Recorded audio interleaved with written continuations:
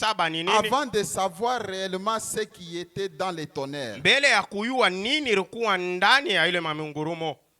Je reprends un peu une citation du jeudi là-bas pour nous permettre d'avoir une meilleure compréhension. Âge de l'église d'Éphèse. Du 5 décembre 60. 5 décembre 60. Paragraphe 39. Paragraphe 39. Le prophète nous avait dit ceci. Nabii alituambia hivi. Comme Daniel a entendu les 7 tonnerres, et qu'il ne lui fut pas permis de... Jean lui a entendu les voix. Mais ce livre a été scellé. Et le dos du livre a été scellé de 7 sceaux. Donc les 7 sceaux au dos du livre, ce sont les 7 tonnerres.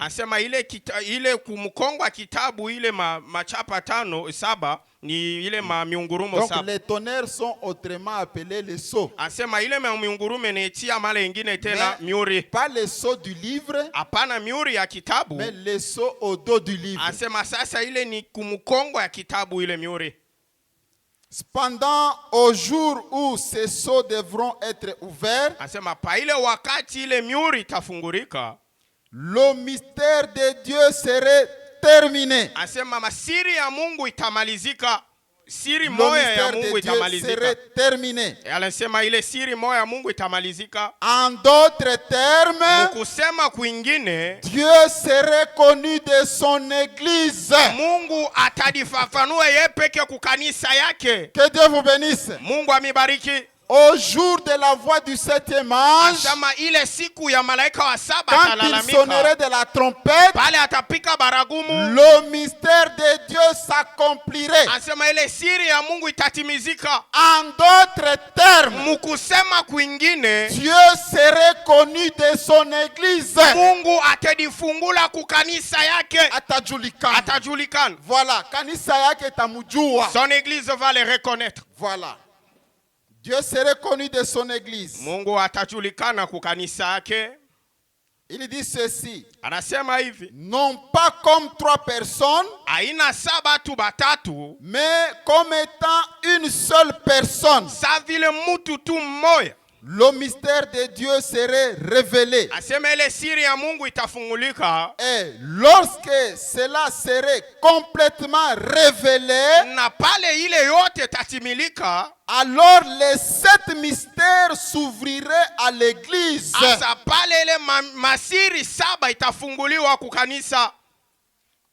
Parce qu'alors l'église vivra sous l'inspiration du Saint-Esprit. Quand ce mystère serait révélé, alors kama Mungu anajulikana kukanisa yake. Si Dieu se fait reconnaître à son église, c'est ça le mystère de Dieu. Quand ce mystère serait révélé, Dieu serait connu de son église. Alors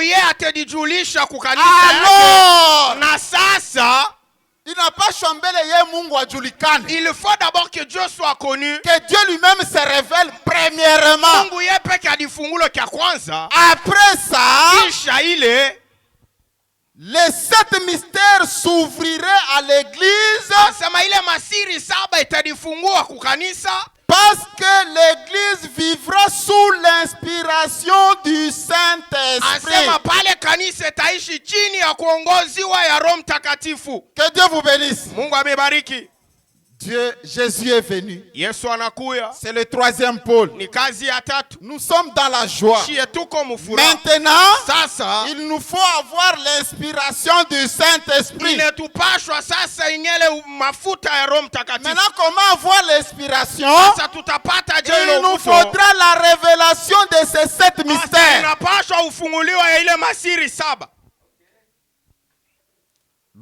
Lui se mouvant d'ici de là, le Saint-Esprit, ou le Seigneur lui-même, montrant par ses signes qu'il est vivant parmi nous, alors nous adorerons le Christ vivant au milieu de nous. Quand Dieu se révèle, et il nous donne la révélation de cet mystère, là nous sommes inspirés. Alors nous allons maintenant adorer le Christ vivant. Voilà, c'est par là que nous avions voulu un peu démarrer la situation de ce matin. Sur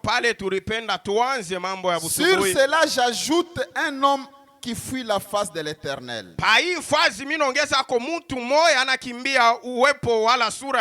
Prêché le 17 février 65.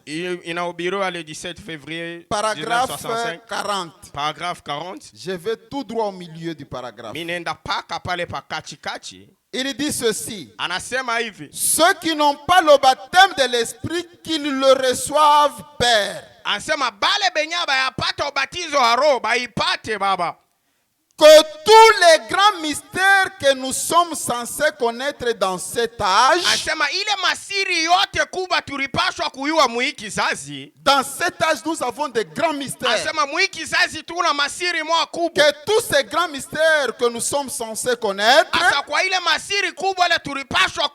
Seigneur, nous soient révélé. Que ce mystère nous soit dévoilé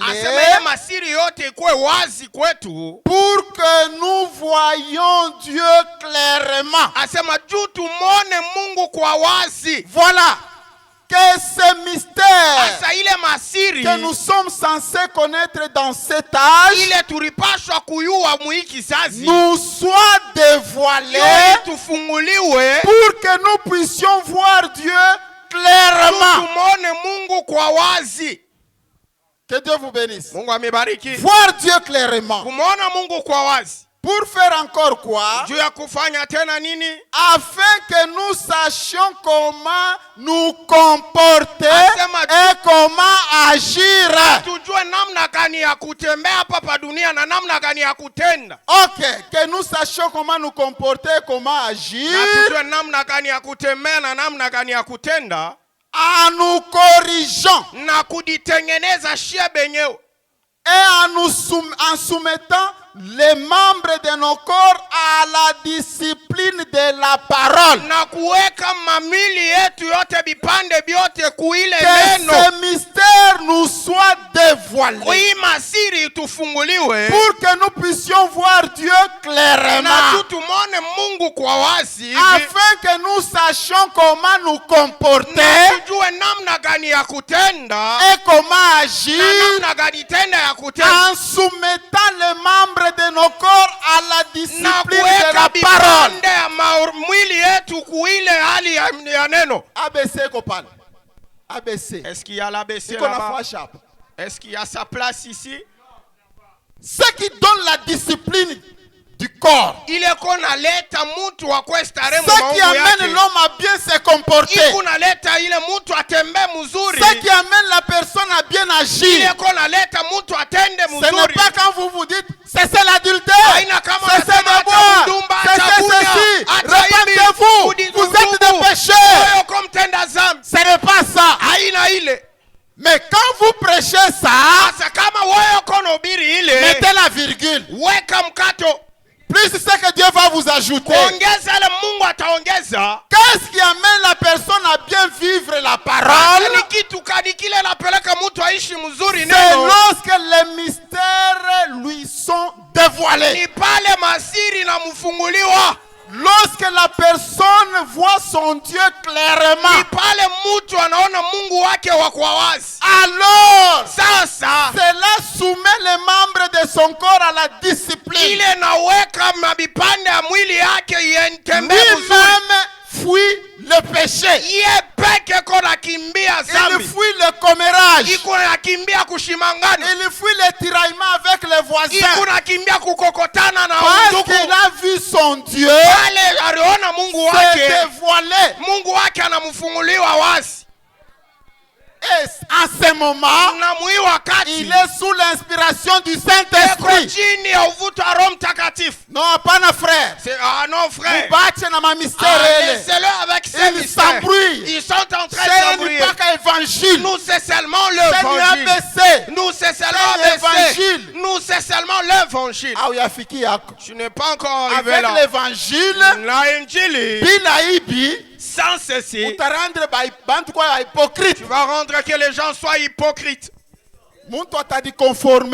Quelqu'un va se conformer pour craindre seulement parce que pasteur, parce que nous diacre, parce que nous mutumishi. Il va craindre à lui, que les rien ne s'est passé. Mais au-dedans de ndani yake kitu akifanyishiki. Est-ce que nous y sommes? Eti tuko pale. Ce sont les mystères. Imasiri. C'est que nous comprenons il y a une nécessité de connaître les mystères de cette tonnerre. Voilà. Nous prenons exposé de cet âge.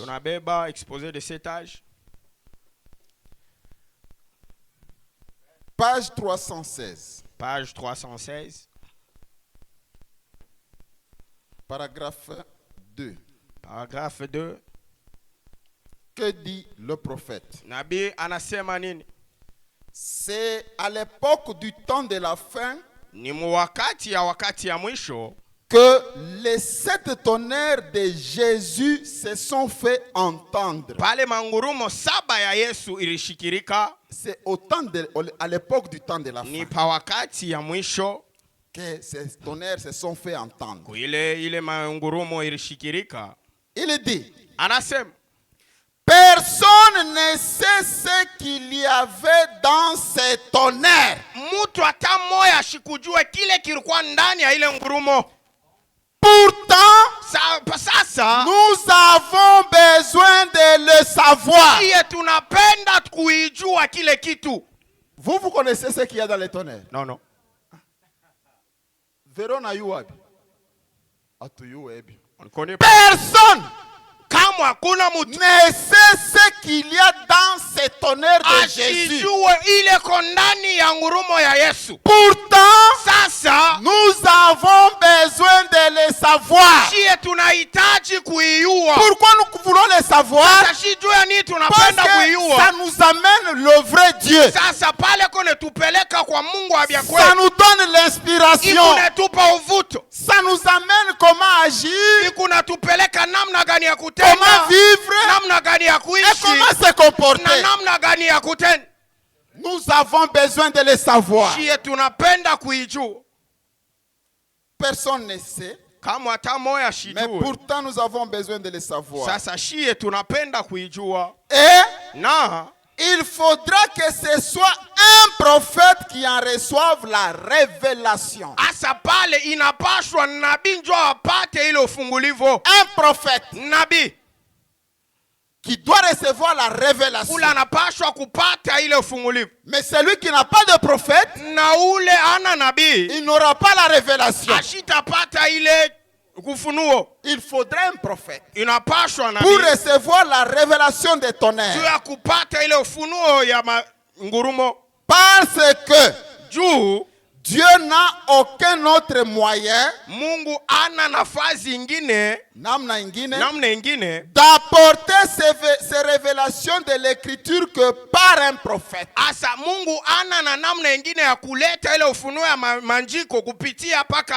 Voilà, par un prophète. La parole est toujours venue et viendra toujours par un prophète.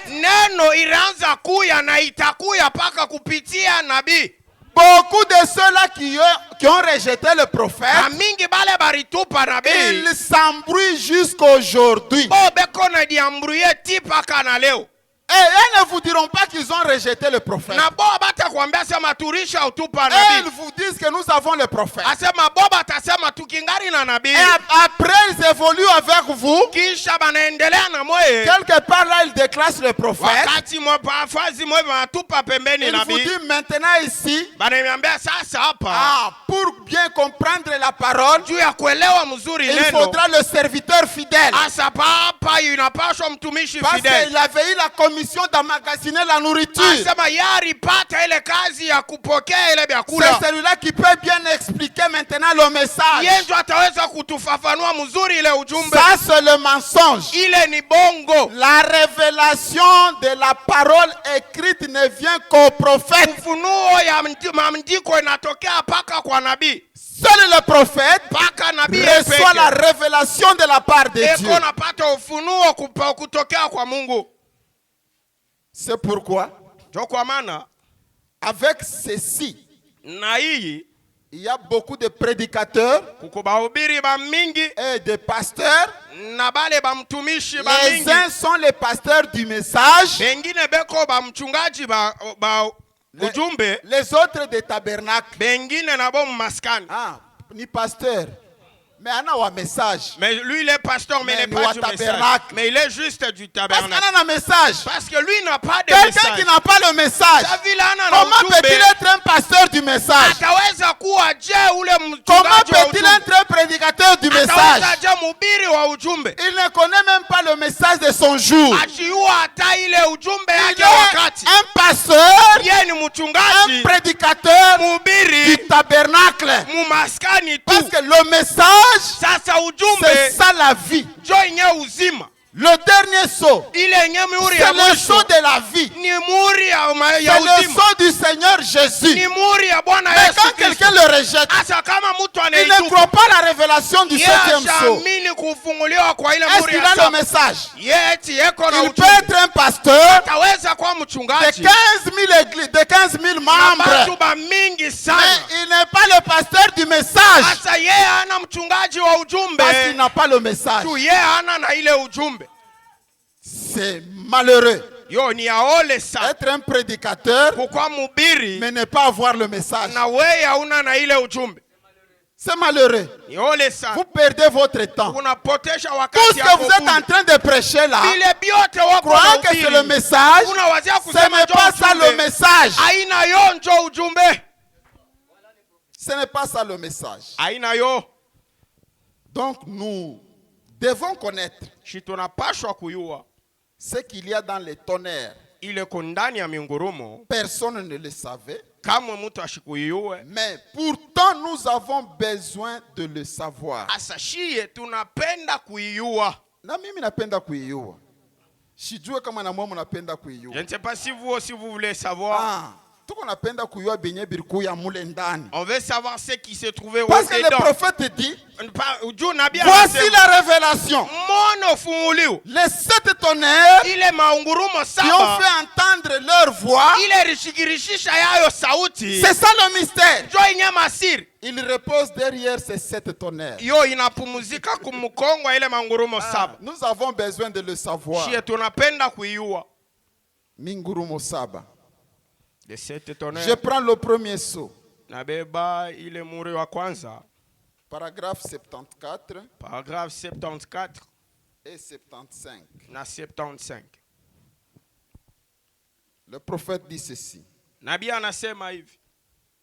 Et Na à la fin de l'âge pentecôtiste, kumwisho ya kizazi ya kipantekoti nous devons recevoir selon la parole tunapashwa kupata sa vile neno, et que Dieu m'aide ce soir ou ce matin à vous le montrer. na Mungu anisaidie ubu busubuhi ya kumionesha yo. Ici que nous devons voir, Hapa tunapashwa kuyona recevoir un messager kupata ule mpasha ujumbe qui va prendre tous ces points restés en suspense là-bas ule atabebele manukta nukta ile rebakia kule et révéler tout le secret de Dieu na kufungula ile masiri yote ya Mungu pour que l'église soit enlevée. juu kanisa yo inyanyuliwe. Nous devons recevoir un messager. Tunapashwa kupata mpasha ujumbe. Nous devons recevoir un prophète Tunapashwa kupata nabii qui doit prendre tous les points ule ataweza kubeba ile manukta nukta yote qui ont échappé à Paul, ile ilimukimbia qui ont Paulo, échappé à Irénée, ile qui ont ilimukimbia échappé Irene, à Colomban, ile ilimukimbia qui ont Kolomba, échappé à Martin. ile ilimukimbia Martin. Tous ces points-là, Ile manukta il yote doit les prendre ye anapashwa et kuibeba puis révéler le secret de Dieu na kufungula ile siri ya Mungu pour que l'église soit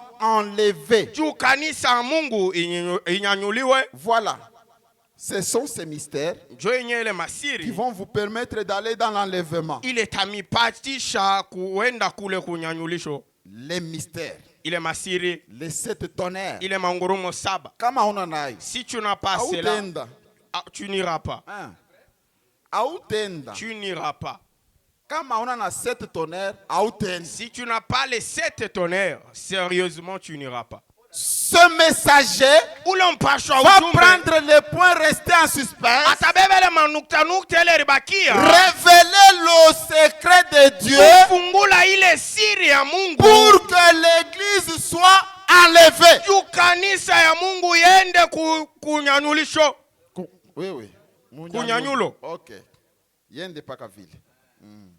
Kanisa ya Mungu yende kunyanyulo. C'est pourquoi bale bote beko mukaburi beko bloqué. Donc, tous ceux-là qui sont dans la tombe sont encore bloqués Juu yako. à cause de toi. Parce que ni weye kama na comprendre, hein? Donc, c'est toi si tu comprenais juste. Wakati we église, Au moment où toi, église, vous comprenez ce mystère, unaelewa hii masiri, vous les croyez unaamini et ça vous amène à la perfection. na inakupeleka muukamilifu. C'est en ce moment-là Ni muile que wakati cette perfection en vous ile ukamilifu va ndani aller maintenant mwako provoquer la résurrection des morts. itaenda kuchokoza kufufuka kwa Et les bafu morts vont ressusciter. na bafu Nous batafufuka allons nous rencontrer maintenant pour na l'enlèvement. tutapatana juu tuende kule. Qui bloque l'enlèvement? Nani yako nashimamisha kuenda? Ni weye. C'est vous qui bloquez l'enlèvement. Wewe ndio uko nashimamisha twende. Écoutez, Ushikie 75. 75. Puis, Kisha il va y avoir 7 tonnerres mystérieux kutakuwa ile mangurumo 7 ya siri qui ne sont même pas écrits du tout. yo haikuanjikiwa hata. C'est vrai. Ni vya kweli.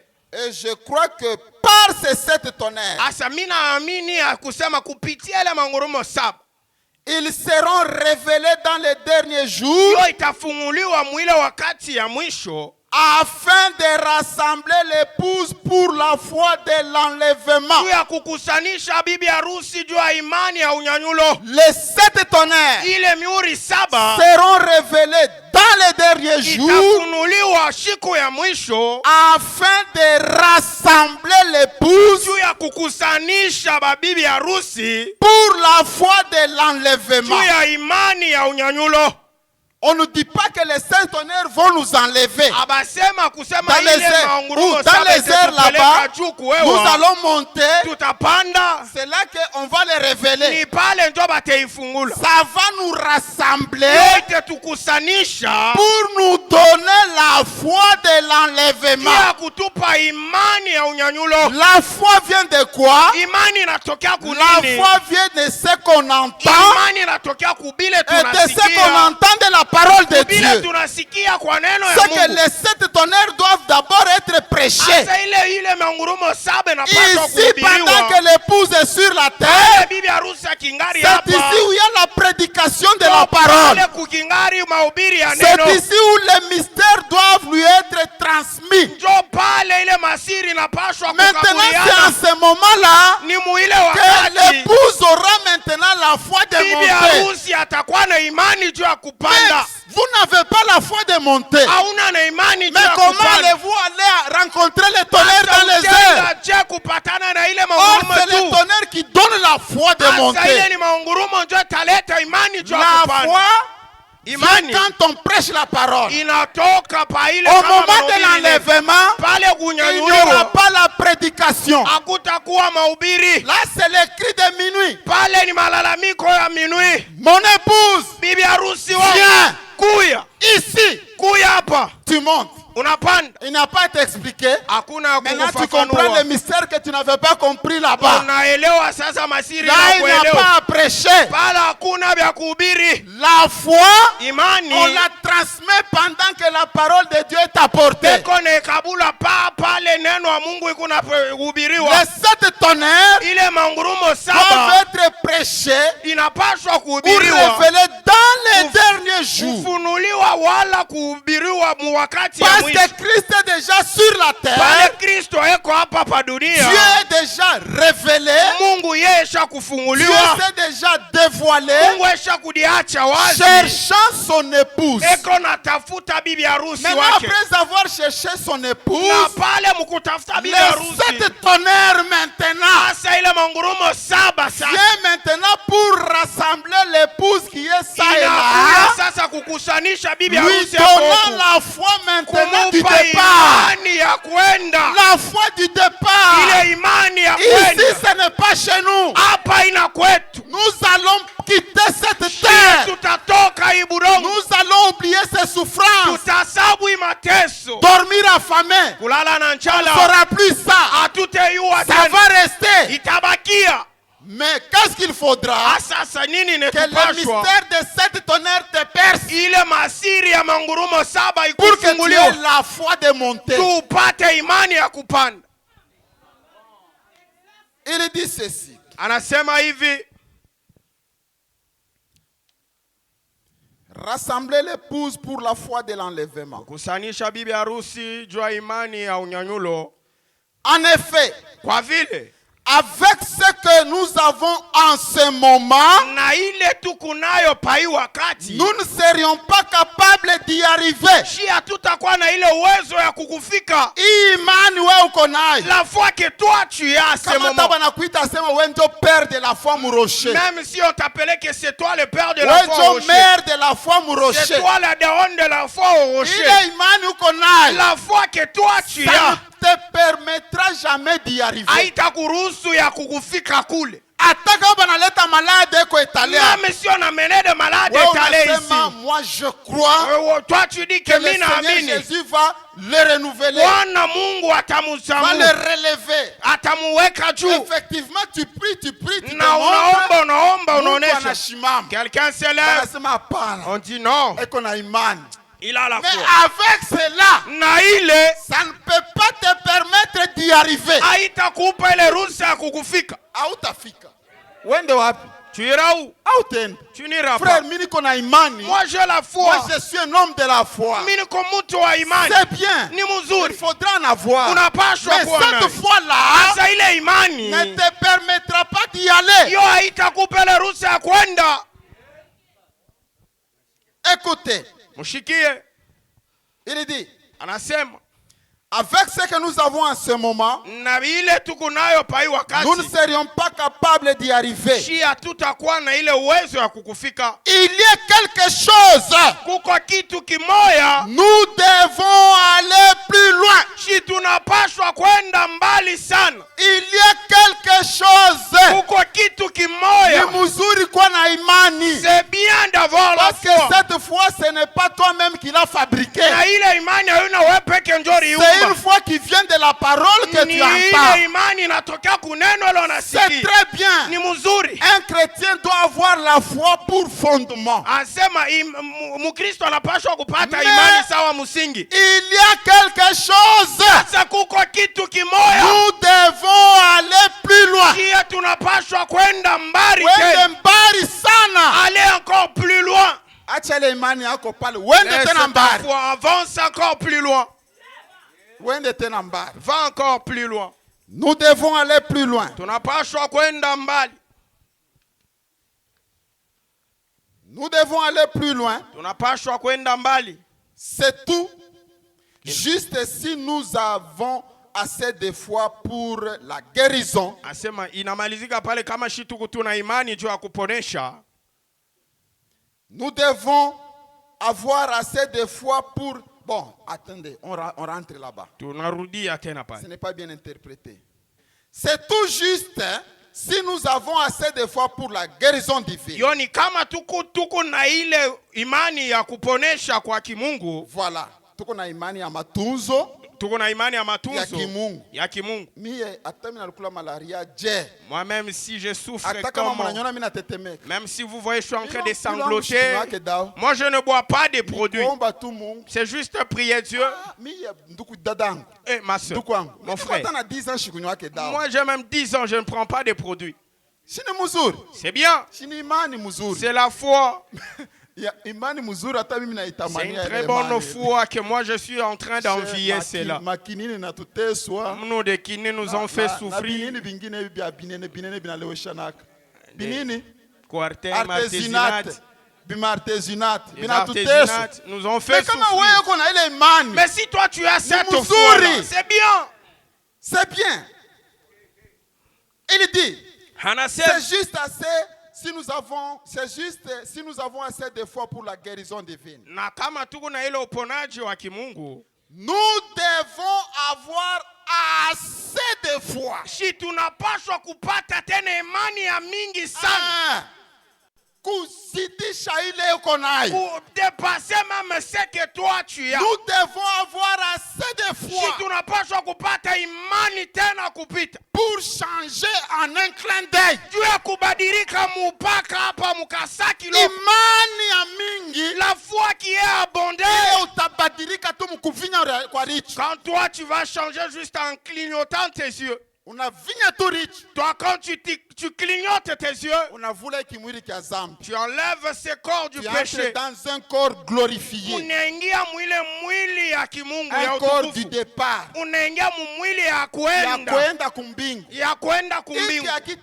Ça n'ira pas. Il faudra avoir assez de foi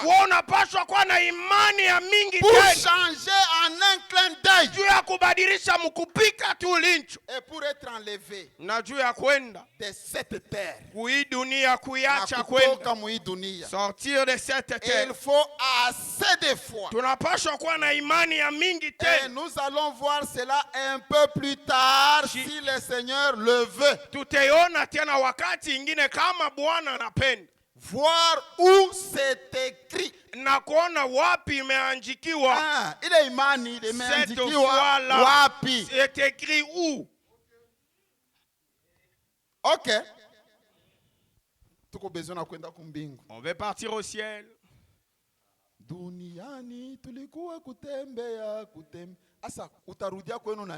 Il dit que non, ici sur terre, nous sommes venus se promener. Maintenant, tu vas rentrer chez toi avec quoi? Voilà. Nous prenons le deuxième saut.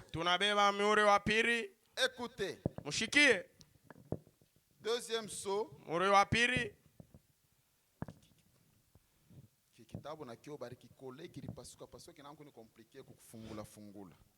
Ok, tunafiki hapo. Nous sommes là. Paragraphe 260. Paragraphe 260. Maintenant, ça, je crois que Dieu est en train de rassembler l'épouse pour cette dernière heure. Je crois que c'est cela. Je crois maintenant que Dieu est en train de rassembler. Pendant qu'il est en train de proclamer le mystère, c'est qu'il est en train de rassembler l'épouse pour cette dernière heure. Les élus. Oh là là. Oh là là. Quand les mystères sont proclamés, c'est le rassemblement. Que Dieu vous bénisse. Dieu vous rassemble. Il est en train de vous rassembler pour cette dernière heure. Afin de faire quoi? Dernière heure. Nous, quand on joue au football, on appelait ça le match 6 heures. Wafwa. On dit que wafwa. Papa Maurice, vous savez, c'est là. Wafwa. Match 6 heures. Match 6 heures. Il dit que si seulement tu marquais le but, on n'a pas ta prix. Tu as le prix. Match 6 heures. Match de 6 heures. Je prends premier saut. Paragraphe 258. Paragraphe 258. Je crois maintenant que Dieu est en train de rassembler l'épouse pour cette dernière heure. Les élus. Oh là là. C'est ce qu'on vient de lire là-bas. Maintenant 258 premier saut. Pas plus que nous. Nous ne pourrions pas comprendre ces choses avant que le temps ne soit venu de les comprendre. Oh là là. Les 7 tonnerres d'Apocalypse puissent-ils montrer à l'épouse à se préparer pour la grande foi de l'enlèvement. Quand Dieu rassemble l'épouse, que les 7 tonnerres d'Apocalypse montrent à l'épouse à se préparer pour la grande foi. Donc aller au ciel, ce n'est pas question d'une petite foi. Il faudra avoir une grande foi. Et cette grande foi ne vient que de 7 tonnerres. Maintenant, ceux-là qui ne croient pas à la révélation de 7 tonnerres, iront-ils au ciel? Je suis tout clair. Donc puisse être clair. Les gens du tabernacle n'ont pas affaire avec les dénominations. La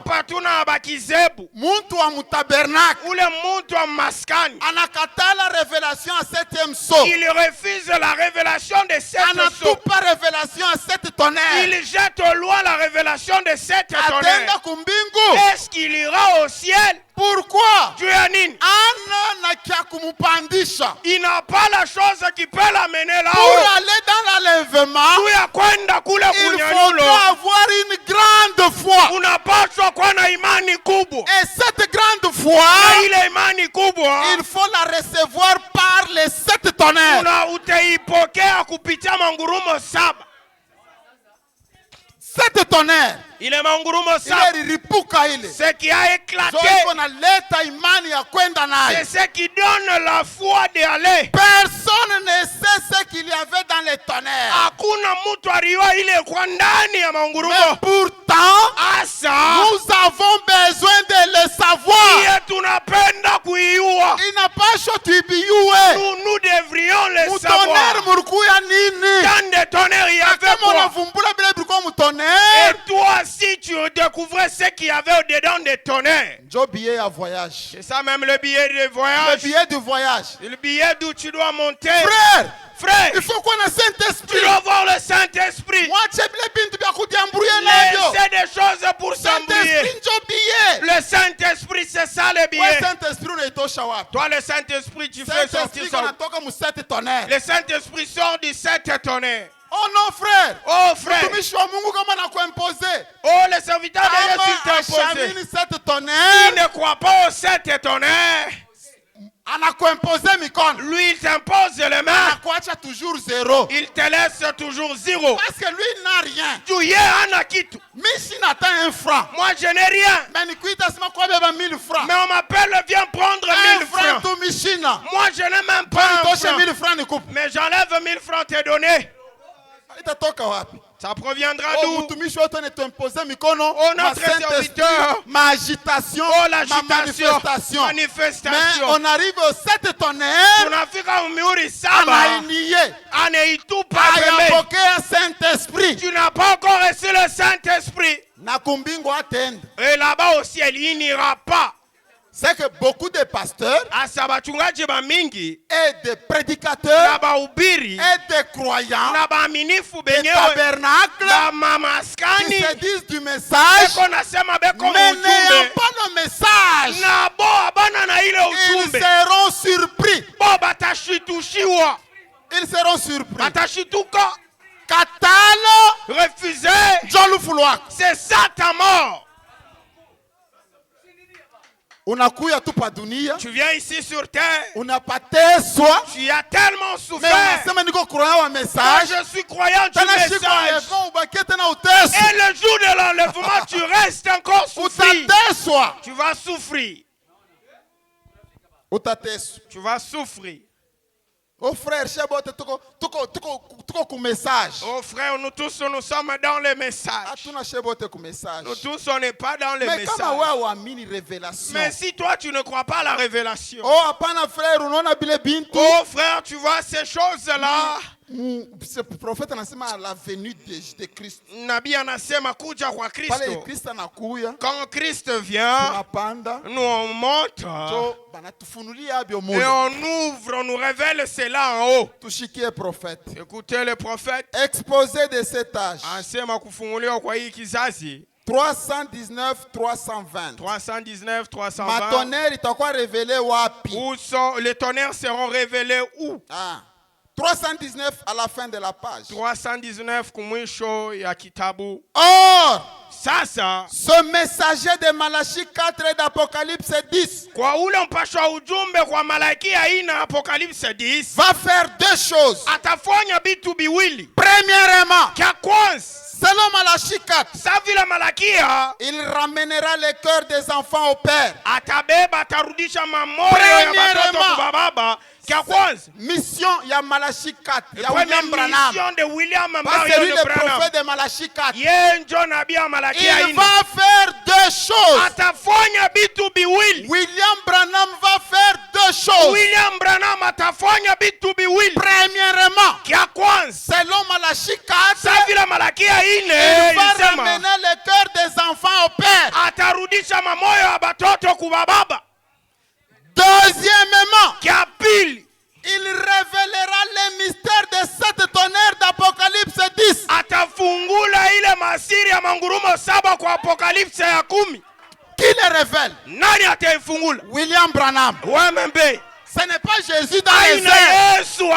Ça c'est la mission de William Branham. Les 7 tonnerres, c'est ici. N'y a pas. Parce que l'ange, quand il est descendu, dans Apocalypse 10, les 7 tonnerres ont fait entendre leur voix sur la terre. Au ciel, ça a gardé silence. Mais sur la terre, les 7 tonnerres ont parlé. C'est pourquoi la révélation de 7 tonnerres, il faudra recevoir un messager. William Branham. C'est pourquoi il dit la grâce que les enfants ont reçue, c'est de recevoir le prophète. Quand on a reçu ce prophète, c'est là qu'on a maintenant la grâce d'aller au ciel. Le ciel, c'est dans ce message. En dehors de ce message, pour cet âge de Laodicée, en dehors de ce message, pas de ciel. Hakuna mbingu. Kama uko nje ya hii message, tu es hors de ce message. Et dans ce 7e tonnerre, pas de ciel. Hakuna mbingu. Toi tu as le ciel, tu iras où? Tu sauras le chemin, la porte, même le jour. Tu pas la force d'y monter. Deuxièmement, il révélera les mystères de 7 tonnerres d'Apocalypse 10 qui sont contenus et qui sont les révélations contenues dans les 7 sceaux.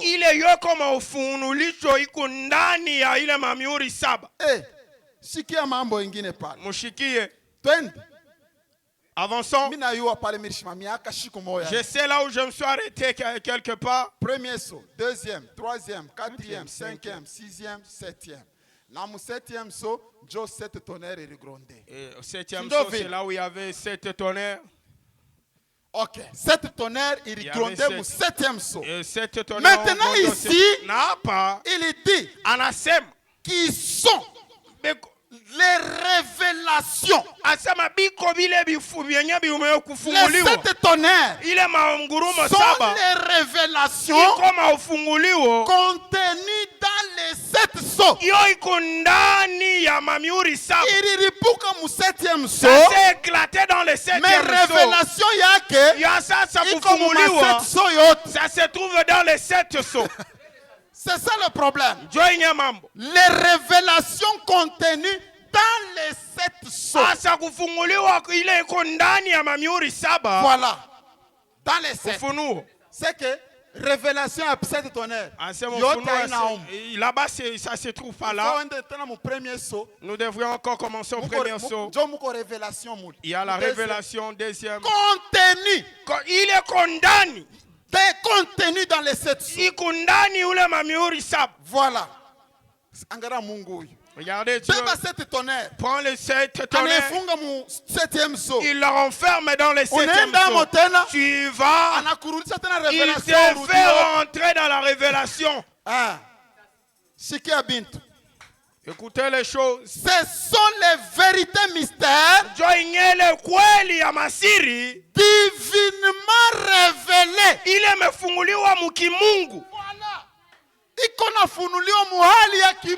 C'est divinement révélé. Ces mystères sont divinement révélés. Voilà.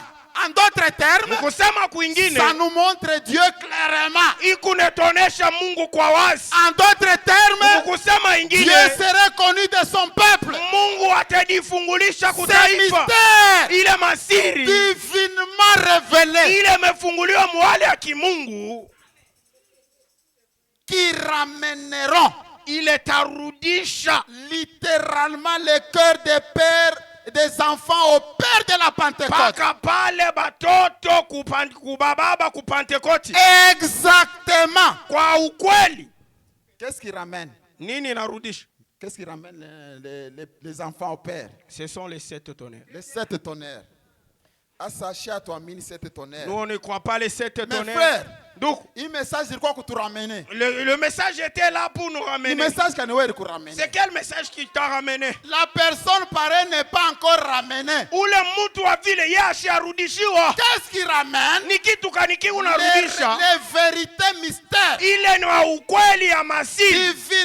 révélées contenues dans les 7 sceaux. Ce sont ces mystères qui vous ramènent à la foi de nos pères.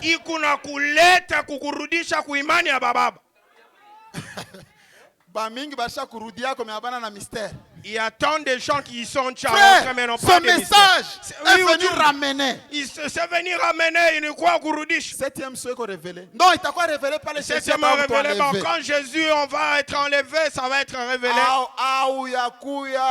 Ramené. Toi, tu n'es pas encore ramené. Une personne pareille n'est pas encore ramenée. Ça, c'est comme un pasteur ou l'église a ramené. Mais si le pasteur en question n'est pas encore ramené, je suis aussi les serviteurs ne sont pas ramenés. Alors l'église sera où? L'église est où? L'aveugle, conduisant l'aveugle, tous devant où? Dans la fosse. Munjimu. Dans la fosse, c'est là où ils partent terminer leur parcours. Est-ce qu'on peut y aller? Prenez le message. Question et réponse numéro 4. Numéro 4. Question 395. Non, question 395. Question 395. Paragraphe 78. Paragraphe 78. Écoutez. Les 7 tonnerres qui équivalent aux 7 mystères.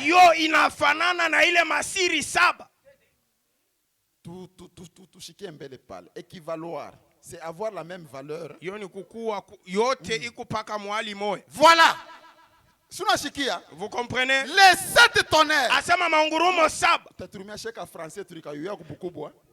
Bébé, bonjour, comment ça va?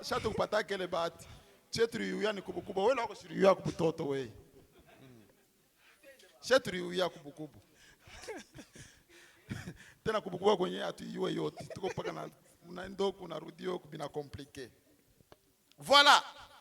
Les 7 tonnerres ile mangurumo saba qui équivalent aux 7 mystères. yo iko mwali moya na mamisiri saba. Voilà. Mambo toka we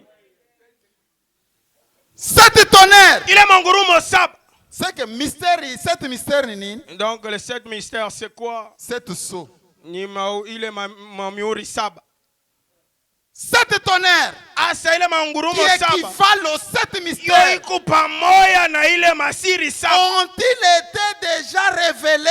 Eti yo isha kufunuliwa.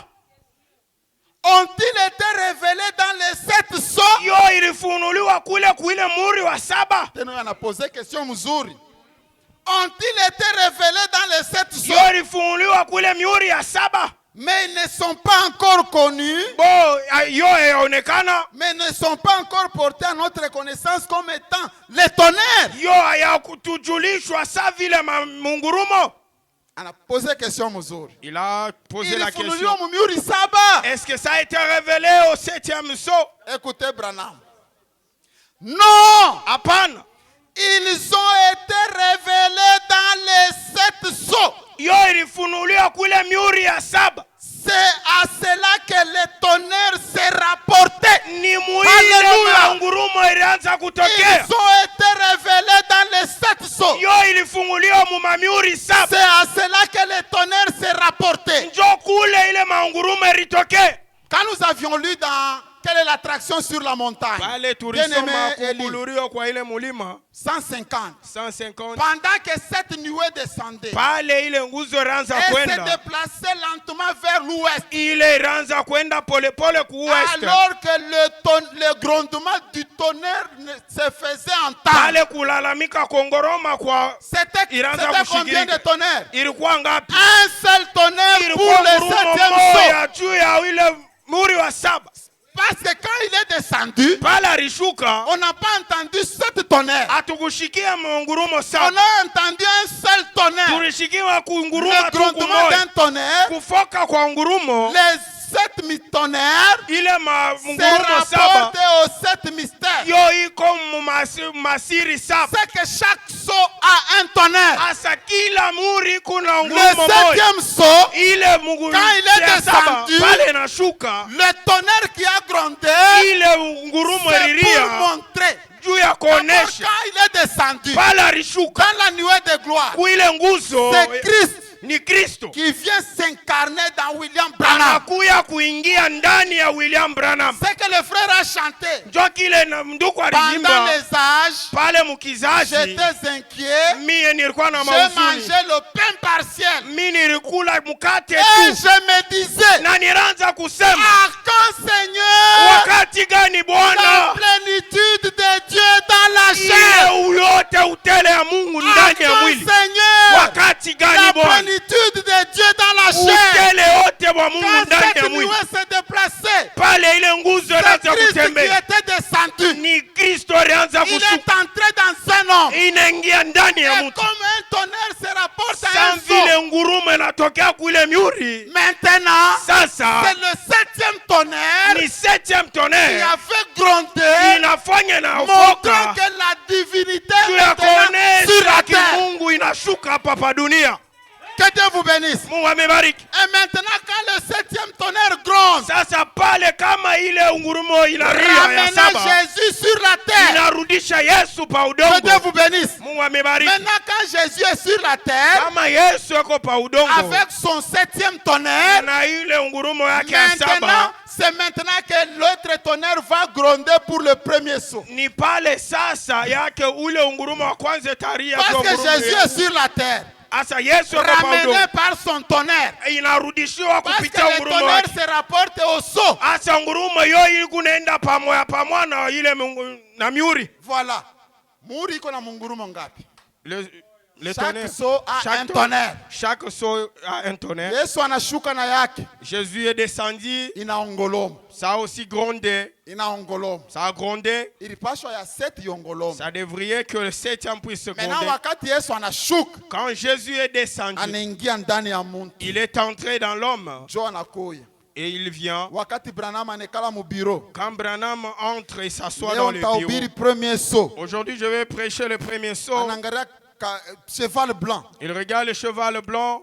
C'est la parole. Il dit que non, c'est la parole. Le cavalier. C'est Christ. Ni Christo. Il est quoi ni yeye? Ça, c'était lui. C'était lui, Branham. Il était en train de raisonner. Pendant qu'il s'est préparé, quand lui s'est préparé, le premier tonnerre, ça a éclaté. C'est que Christ kumbi. Cette personne Christ, c'est comme si. Que Dieu vous bénisse. C'est comme si Christ. C'est pas Christ. Antichrist. C'est l'antichrist. Ce qu'il a dit, c'est le premier tonnerre. On n'est pas encore arrivé là-bas. Que Dieu vous bénisse. Que Dieu vous bénisse. C'est ça le message. On va y aller petit à petit. La brèche. Brèche. Pengo. On avait encore lu cela. Paragraphe 29. Paragraphe 29. Il dit quoi? Il dit quoi? Il dit ceci. Ce livre scellé de 7 sceaux est révélé au temps de 7 tonnerres d'Apocalypse 10.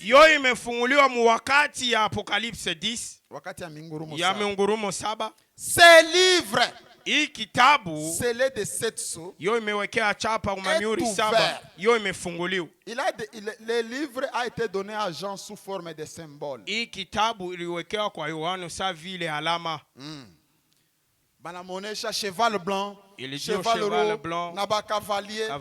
Mais à quoi signification a bile bintu? La signification de ces choses. Ça signifiait quoi? Et Jean a nettoyé la Bible comme symbole. Et Jean nous a laissé comme signe. Maintenant, il mystère biko révélé au temps de 7 tonnerres. Maintenant, ce mystère est révélé au temps wakati ya mungurumo saba. Voilà. Wakati ya mungurumo saba. Quand Jésus lui-même est sur la terre, ramené par son tonnerre, lui aussi a son tonnerre. Maintenant, son tonnerre le ramène ici. Maintenant, wakati Branham ananza kuprêcher, il fallait recevoir voix, il y a le tonnerre, il y a le sceau. Maintenant, quand Branham prêchait, il devrait recevoir la voix de ce tonnerre-là. C'est pourquoi il dit les tonnerres sont révélés dans les sceaux. Encore il dit les sceaux sont révélés au temps de 7 tonnerres. Les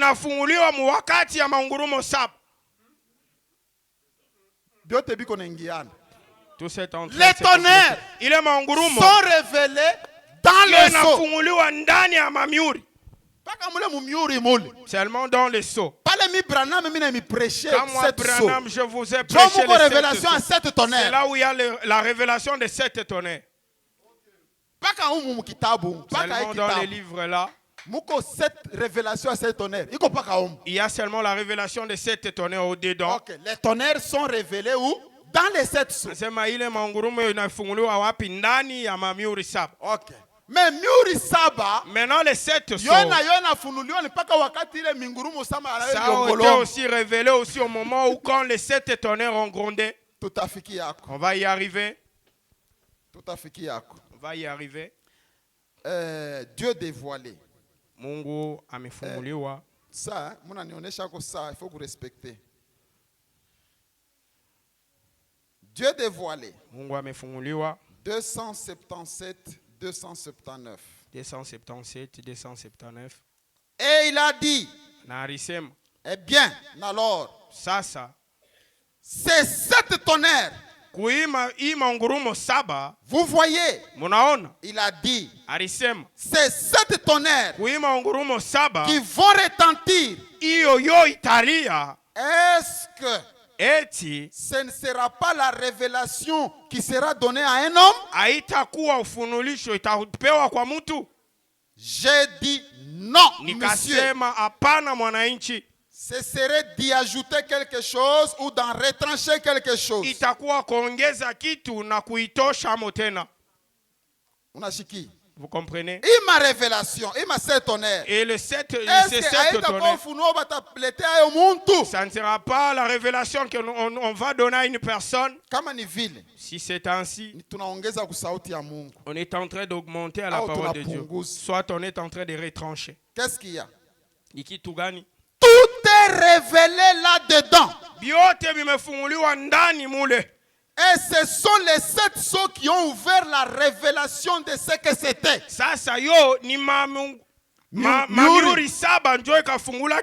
Voilà. Wakati tulipata prédication frère Branham révélation de 7 sceaux. Na ma 7 tonnerres comme les révéler. Au moment où tu as reçu la prédication de frère Branham et les 7 sceaux, ça se trouve dedans. Voyez-vous, c'est encore dans la parole. Et les 7 tonnerres, c'est dans la parole. Vous voyez, on ne peut pas sortir de cette parole. 7 tonnerres, révélation yake, doit être dans la parole. Ça ne va pas contredire la parole. C'est toujours dans la parole. Vous voyez, on ne peut pas sortir de cette parole. Ça ne s'écartera pas de la parole. Personne ne sait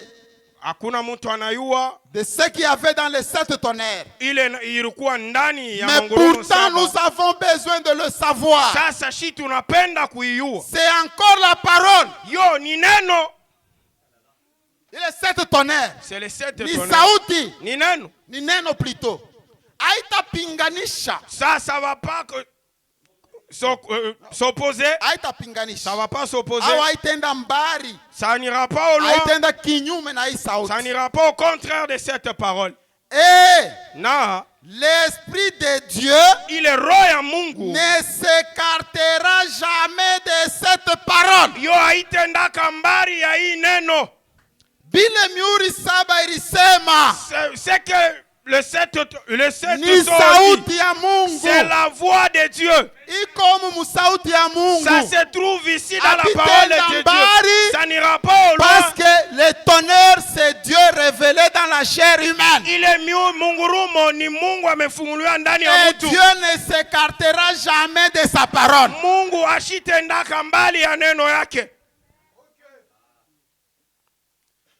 Vous y êtes. Il ne s'écartera jamais de cette parole. Il s'en tiendra strictement à la parole. Aveuglant les uns et ouvrant les yeux des autres. Elle fera toujours ça.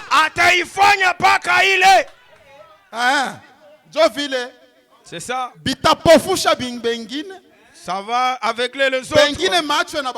Et les autres aussi seront, les yeux seront ouverts. Et ça va rester ainsi.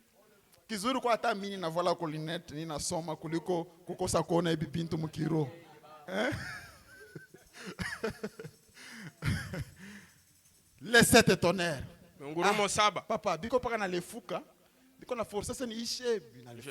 vais terminer. Voilà. C'est que apa biakona mbile biko bia mutonere bele. On va voir ce qui c'est la semaine prochaine. Kama tutapatia ko hamu paka bale bakulofu abale. Kama banakatala tena ni bia batoto ya Mungu. C'est là qui s'absente. Kama ina juma tutaanza shiyue ni shiku kana. Si c'est pas la semaine que nous commençons, je ne sais pas quand. Maintenant, il y a les différentes réalités qui ont été révélées dans le silence du 7e sceau. Asa kuko maukweli moyo efunguliwa kuile kimya ya mihuri saba. Si vous avez fait attention, pendant que nous avions parlé du 3e poule, la venue de Jésus sur la terre, le prophète a dit, c'est pour cette raison qu'il y a eu un silence d'environ une demi-heure. Maintenant, quand nous lisons encore sur les 7 tonnerres, le prophète dit encore que c'est pour les 7 tonnerres qu'il y a eu un silence d'environ une demi-heure. Les 7 tonnerres, c'est quoi? C'est le silence. Ni kimia. Je suis silence. Ça c'est un on commence encore à entrer en arrière. Nous voulons connaître maintenant ma réalité et le silence. Il y a les 7 tonnerres. 7 tonnerres ni nini? Silence. Ni kimia. Kimia. Messieurs, est-ce le signe de la fin? Ok. Nous sommes en belle pâle. Lisons d'abord là-bas. En attendant de évoluer. En attendant, nous sommes en train d'évoluer. Paragraphe 207. Paragraphe 207. Le prophète se pose la question. Écoutez. Pendant qu'ils étudiaient cela, je suis parti directement en direction de l'ouest. Dans quel but? Ça c'est par rapport au songe de Junior Jackson. Dans quel but? Peut-être pour recevoir l'interprétation de ce qui est écrit dans le sommet de ceci.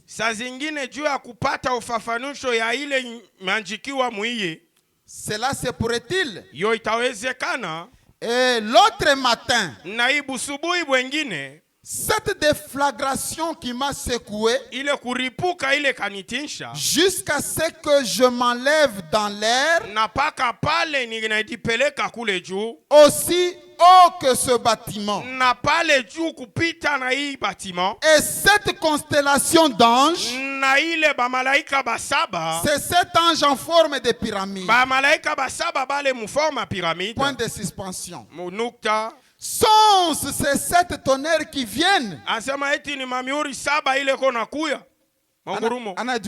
Il se pose la question. Est-ce que ces 7 anges-là, c'est là qui sont sortis à l'éternité? Ils m'ont prise et je suis entré dans leur groupe. Est-ce que c'est eux qui sont les 7 tonnerres qui viendront? C'est que bien, ces 7 anges, ce sont les 7 tonnerres. Si nous suivons bien, les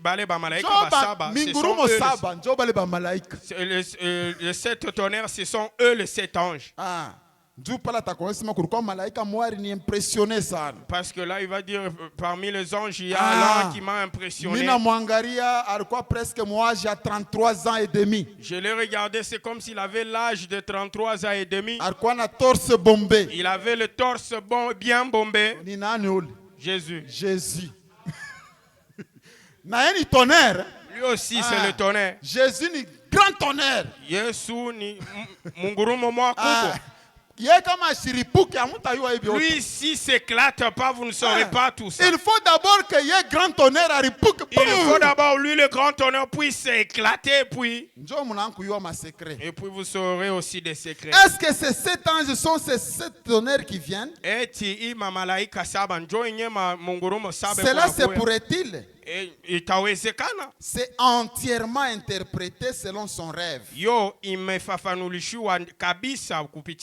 C'est tout à fait fini. Selon la parole de Dieu, le 7e messager terminera. Le 7e message sera terminé.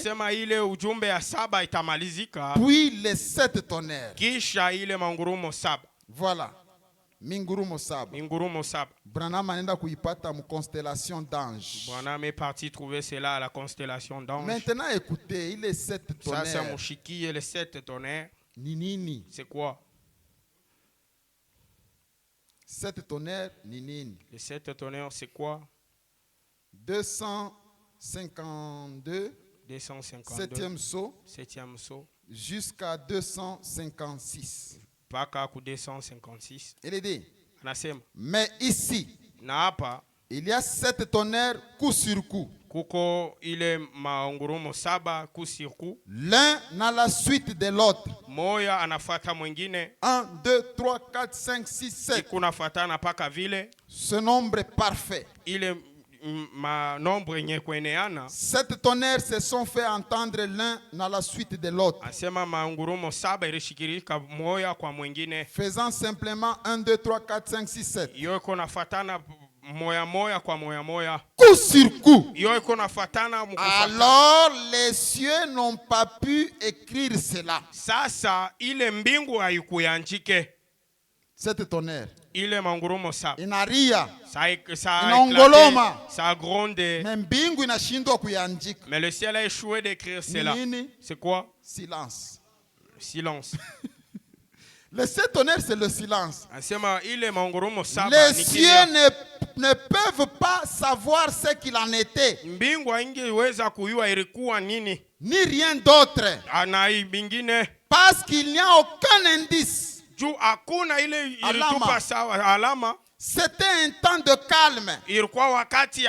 C'était quelque chose de tellement important que le secret n'a pas été divulgué aux anges. Or, pourquoi? Si Satan s'en emparait, il pourrait faire des gros dégâts. Voilà une chose qu'il ne sait pas.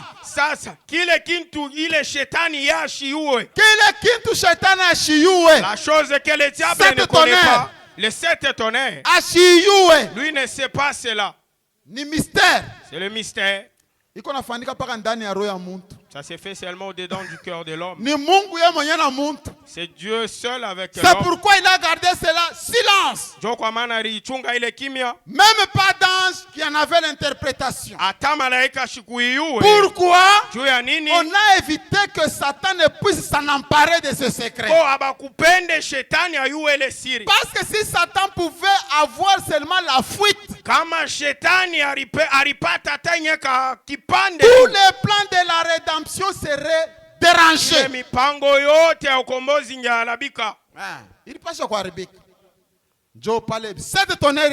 C'est au moment où les 7 tonnerres ont parlé et le ciel est resté calme.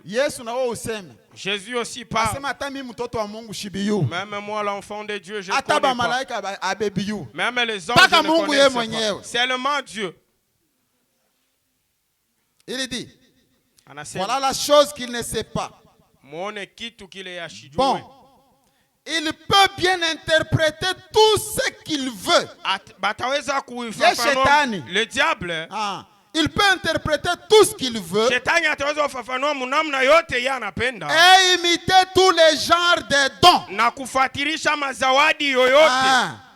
Mazawadi anafaturishaka. Il imite aussi les dons. Il entre dans l'église. Bon, donc moi je reste ainsi, ils ne vont pas croire que je suis chrétien. Moi aussi je dois un peu essayer de fonder. J'ai sorti un peu. On attrape le diacre vient l'aider, il commence à respirer. La personne a eu peur des gens. C'est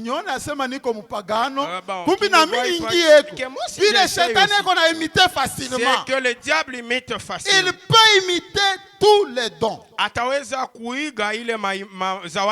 J'espère que vous êtes en train d'apprendre. Mais il ne peut pas savoir ceci. Hein? Papa, c'est que toi tu ne connais pas, est-ce que tu vas un peu essayer d'imiter cela? Ah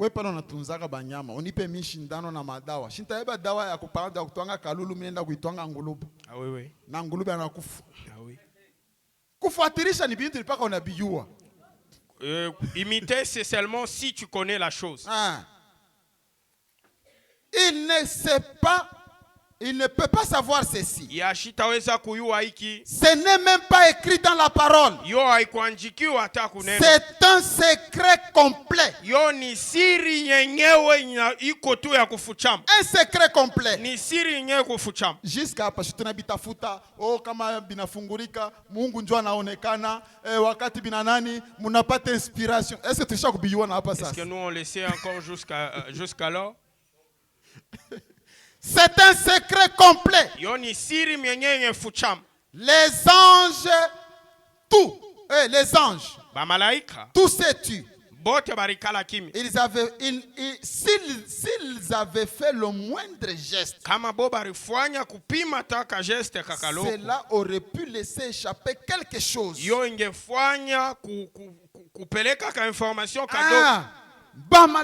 Les makerubi, les anges, les quatre êtres vivants, ils étaient calmes. 30 minutes. C'est que quand malaika alifanya hivi, c'est que secret de quoi? Le secret devrait partir. C'est que il dit les anges, tout sais-tu. S'ils avaient fait le moindre geste, cela aurait pu échapper quelque chose. Alors ils se sont tus. C'est tout. Ils ont arrêté de jouer de la harpe. Tout s'est arrêté. 7. Le nombre parfait de Dieu. 7. L'un à la suite de l'autre. Donc les 7 tonnerres, le diable ne connaît pas cela. Il ne connaît pas. Pour connaître 7 tonnerres, il ne connaît pas. Chez lui, c'est encore calme. Quand le lion, roi de la forêt, a rugi, c'est un silence. Mais ils sont en train de jubiler. Les lionceaux sont en train de jubiler. Parce que parce qu'ils ont entendu ce que le son est. Maintenant ils écoutent. Ça c'est un problème. Il ne faut pas croire cela. Ces choses.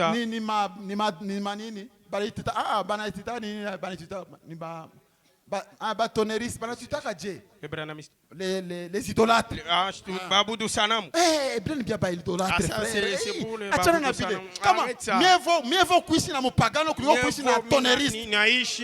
suis en train de vivre avec un païen. Avec un fumeur, un ivrogne qu'avec un homme de tonnerre. Mais quelqu'un qui n'a pas entendu le cri du lion, quand il pose son pied sur la terre et sur la mer, il crie comme un lion rugissant. Mais et le petit du lion, et ils ont entendu le cri, ils commencent à jubiler. Et parce qu'ils savaient ce que le lion disait. Et le porc ne sait rien. Et puis il se cache. Il ne faut pas communier avec les types là. C'est là que ce sont des idolâtres. Il ne faut pas communier avec eux. Alors, c'est l'un à la suite de l'autre. Simplement. Ok. 7 tonnerres se sont fait entendre ensemble coup sur coup, comme s'ils étaient en train d'épeler quelque chose.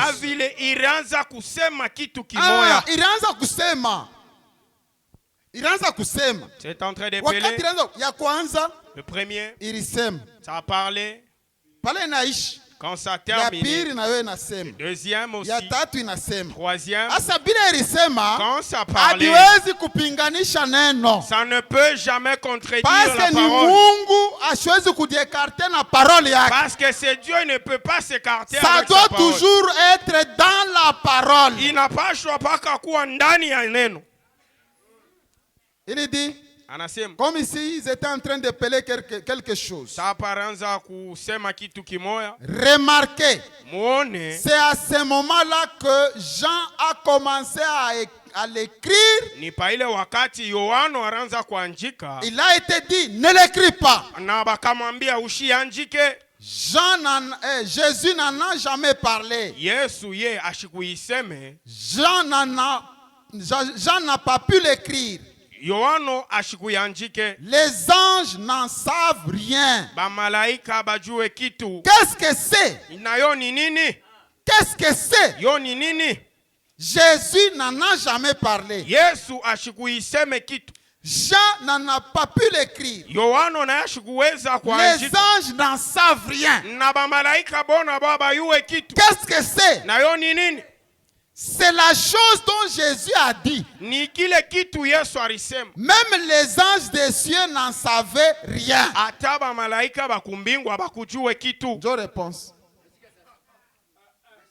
Je réponse. C'était ça la réponse. Frère Branham. Ma tonnerre, il faut révéler les tonnerres sont révélés dans les sept sceaux. Soit c'est révélé, nous on ne sait pas. Frère, il faut révéler oui, c'est révélé dans les sept sceaux. Mais expliquer, il reste calme. Branham question quand la personne pose la question, donc il ne comprend pas. Il fallait l'expliquer. Donc c'est révélé dans les sept sceaux. Donc c'est ceci, c'est ceci. Qu'est-ce que c'est? C'est ce que Jésus avait dit. Même les anges du ciel n'en savaient rien.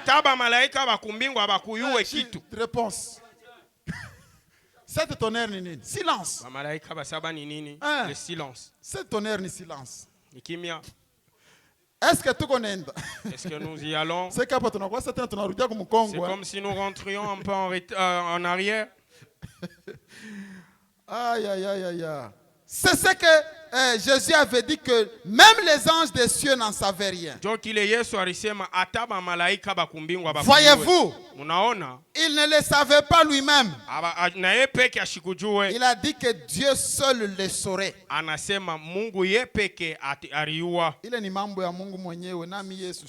Ça c'est Dieu seul. Même moi je ne connais pas. Même les anges ne savent pas. Sept tonnerres ni silence. Sept tonnerres, c'est quoi? C'est le silence. Silence. Le silence. Data sept tonnerres ni silence. Sept tonnerres, c'est quoi? C'est le silence. C'est ça les sept tonnerres. On veut savoir les sept tonnerres, c'est quoi? Et avant de connaître cela, ça dit quoi? Voilà, septième sceau. Le septième sceau. Écoutez le paragraphe 326. Paragraphe 326. Je vois qu'il est temps. Je peux m'arrêter même ici. 326. 326. Non, je suis au 200. C'est 326. Voilà. Il dit, je vous dis seulement ce que j'ai vu. Et ce qui m'a été dit. Si Branham est en train de nous le dire. Ouvre les oreilles. Bon, si tu reçois, si ça passait aussi. C'est quelque chose qui aveugle les uns et qui ouvre les yeux des autres. Je dis seulement ce que j'ai vu et ce qui m'a été dit. Et maintenant, vous faites seulement ce que vous voudrez. Oui, fanya kile utapenda. Fais ce qui te semble bon. Moi, je te dirai ce que j'ai vu. Ok. Et ce que j'ai entendu. Quand toi tu vas recevoir cela, fais ce qui bon te semble.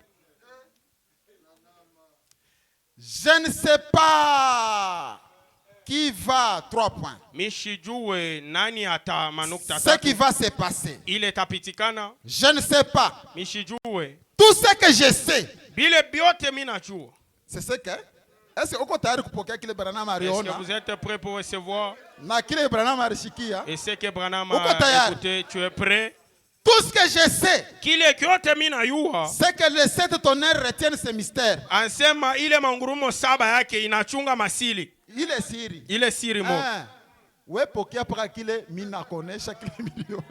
Toi reçois seulement ce que je te dis. Mais ce que moi je sais, c'est que les 7 tonnerres retiennent ce mystère. Point.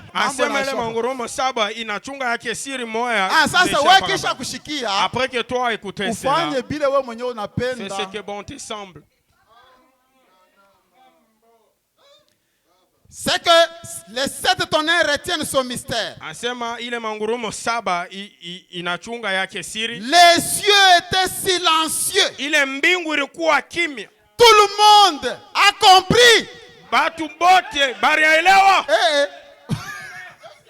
Est-ce que vous avez compris? Que tout le monde fasse ce que bon le semble. Ils ne comprennent pas. Moi, je vais vous dire ce que j'ai vu. Je reprends. Tu reprendre reprenons pour que les gens comprennent. Je vous dis simplement ce que j'ai vu et ce qui m'a été dit.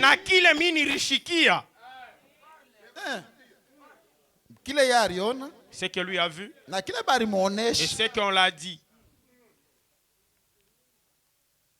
Ok. Et maintenant, vous, faites ce que vous voudrez. Je ne sais pas ce qui va se passer. Je ne sais pas. Tout ce que je sais, c'est que les 7 tonnerres retiennent ce mystère.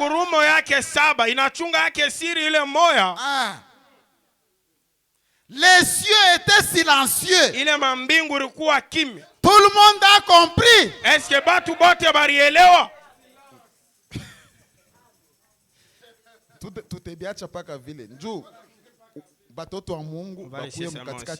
que les enfants de Dieu viennent pendant la semaine. Que les enfants de Dieu puissent venir pendant la semaine. C'est là qui ne viennent pas pendant la semaine. On dit les enfants de Dieu qui puissent venir pendant la semaine. Tout le monde a compris. L'assemblée dit Amen. Il se peut que ce soit le moment. Il se peut maintenant que ce soit l'heure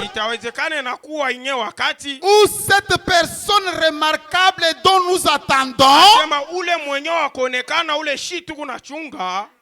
l'entrée en scène pourrait bien entrer en scène. Est-ce que vous me comprenez? Je vais vous dire ce que j'ai vu et ce qui m'a été dit. C'est que les 7 tonnerres retiennent ce mystère. Il se peut que c'est clair. Hein? Il se peut que la personne remarquable que nous attendons pour entrer en scène, qu'il entre en scène. Et la personne remarquable c'est qui? La personne remarquable c'est qui? Les 7 tonnerres, c'est la révélation du Seigneur Jésus-Christ. Quand Jésus est révélé à son église, quand les mystères nous sont dévoilés et que Dieu se montre à son église, quand nous le voyons clairement, nous voyons Dieu clairement et nous nous trouvons vivant sous l'inspiration du Saint-Esprit. Nous voyons les signes, les miracles et les manifestations accompagner cela. Nos vies changent. Nous nous comportons bien. Nos membres sont soumis à la parole. C'est quoi? C'est la venue de cette personne remarquable dont nous attendons entrer en scène. Le Seigneur Jésus, c'est lui les 7 tonnerres. Aïe, aïe, aïe, que Dieu vous bénisse. Je ne veux pas prendre trop de temps. Mettez-vous debout, mettez-vous debout. Mettez-vous debout, ce sont de bonnes choses. Soyez debout. Si on a bien mangé, il faut aussi se réjouir. Les 7 tonnerres, c'est quoi? C'est la chose que Jésus avait dit, que même les anges n'en savent pas. Même Jean ne connaissait pas ça.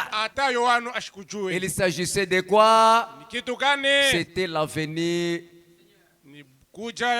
du Fils de l'homme sur la terre. Le Seigneur Jésus dans un homme,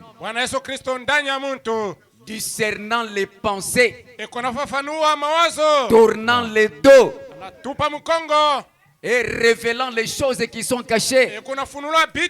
Tout comme Jésus faisait ça. Et quand tu l'es revenu, il a encore fait ça. Il a révélé le mystère pour donner la foi de l'enlèvement. Écoutez, tu peux être dans le message, mais si tu ne crois pas le mystère, tu n'as pas la foi de l'enlèvement. C'est pourquoi on a dit, le 7e sceau ne sera jamais rendu public. Parce que c'est un secret réservé uniquement à l'épouse. Ah, gloire à Dieu. Parce que nous sommes un peuple vraiment heureux. Nous allons chanter un cantique et nous allons prier le Seigneur. Les jours de la rédemption est proche.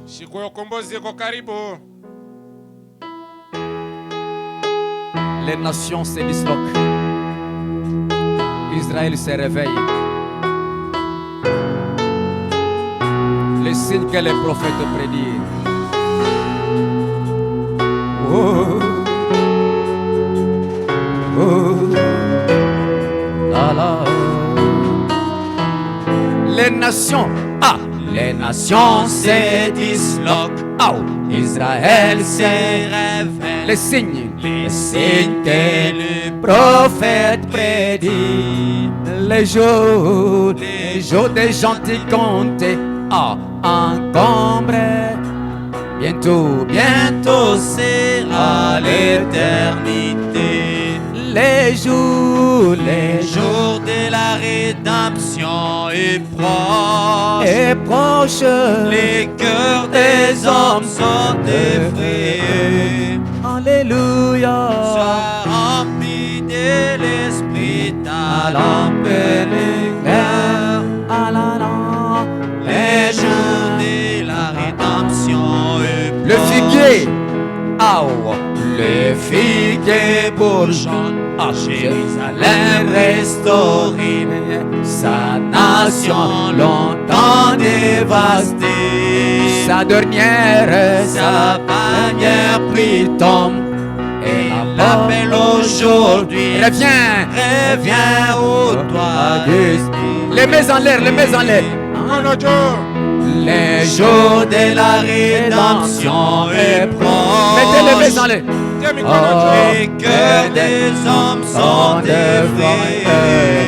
Alléluia. Sois rempli de l'esprit, en plein éclair.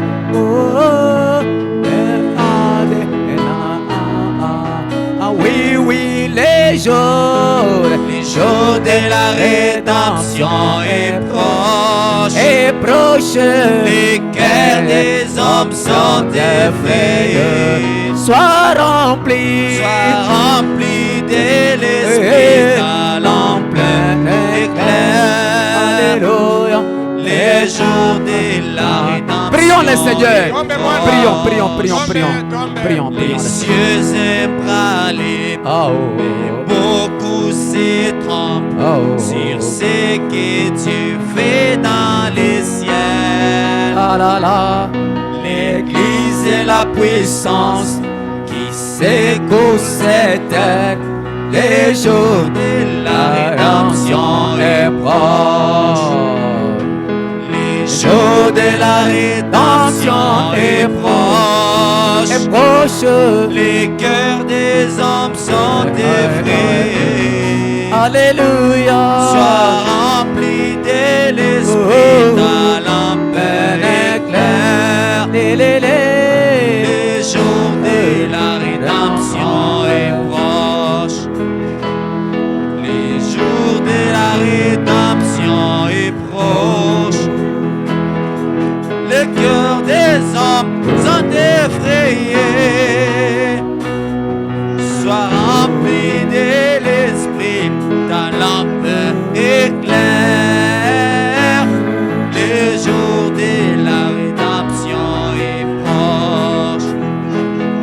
Les faux prophètes mentent, ils nient la vérité. Que Jésus-Christ est notre Dieu. La la la. Que cette génération nous suivrons les pas des apôtres. Les jours de la rédemption est proche. Les cœurs des hommes sont effrayés. Alléluia. Sois rempli de l'esprit, ta lampe éclaire. Alléluia. Les jours de la rédemption est proche. Priez, priez, priez, priez le Seigneur, Les priez. jours de la rédemption est proche. Les cœurs des hommes sont effrayés. Alléluia. Sois rempli de l'esprit, ta lampe éclaire.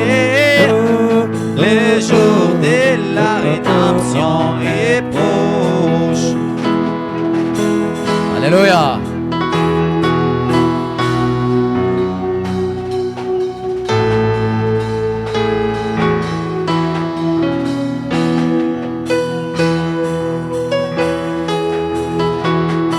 Alléluia. Merci Jésus.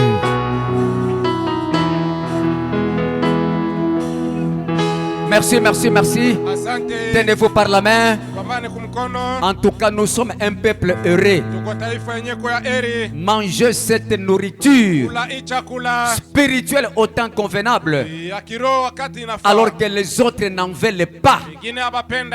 C'est une grâce particulière. Tiens la main de ta soeur. Nous sommes un peuple béni. Ce sont les tonnerres qui enlèvent l'épouse. Écoutez au ciel et tout ce que tu as, combien Jésus-Christ est riche en bonté, et toi des hommes et bétail des champs, oh louez les carinés. Ah oui, combien il est bon, combien il est bon, combien il est oh oui, bon, combien mon Seigneur, mon Dieu, Alléluia, combien il est bon, oh, Alléluia, oh, oui, je Alléluia. Il nous a créés.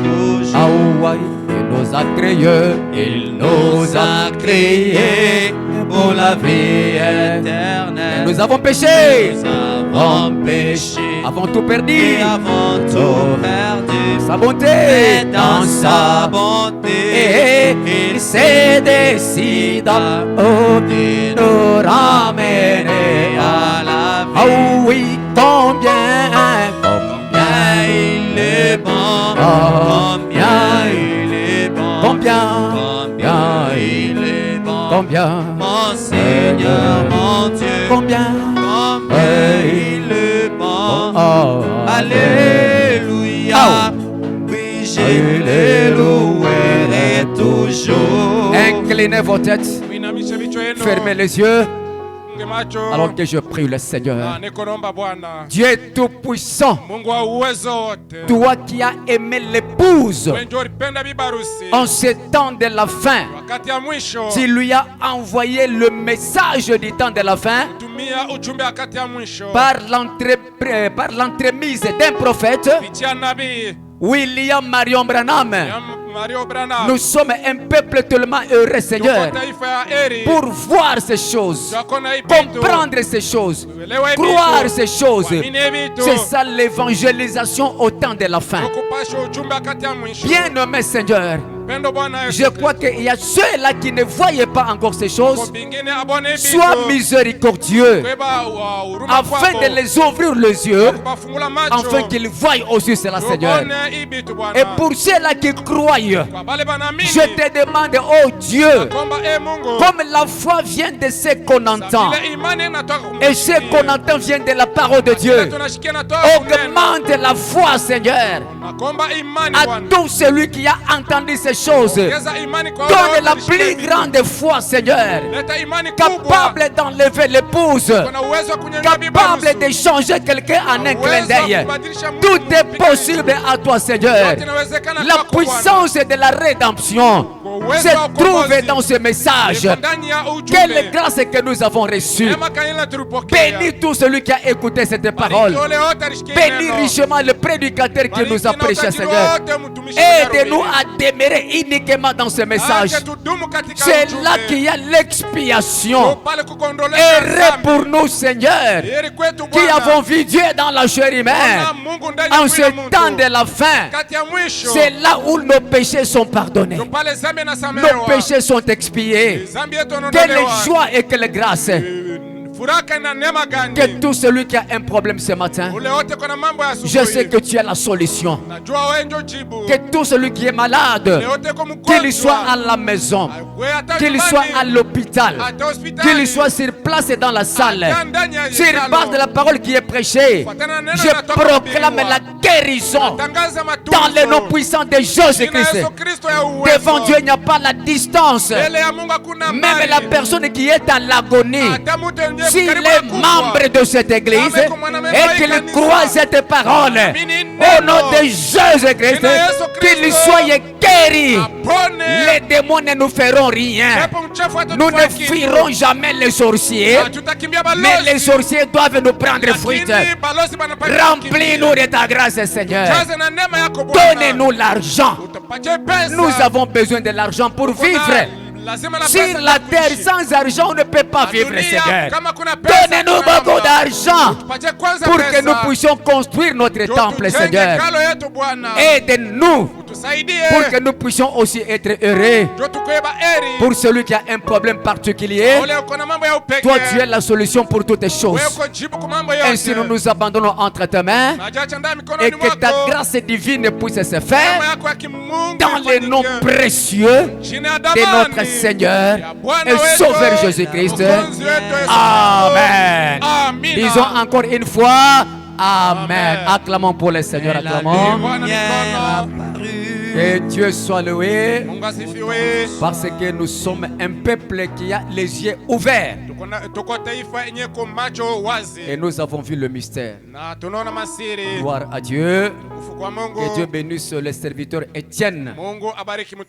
Ça, c'est vraiment un don que Dieu nous a donné dans notre église. Puisqu'il n'est pas le serviteur d'une église, mais il est le serviteur dans les corps mystiques de Jésus. En tout cas, que Dieu soit loué. Avant de passer sur autre chose, je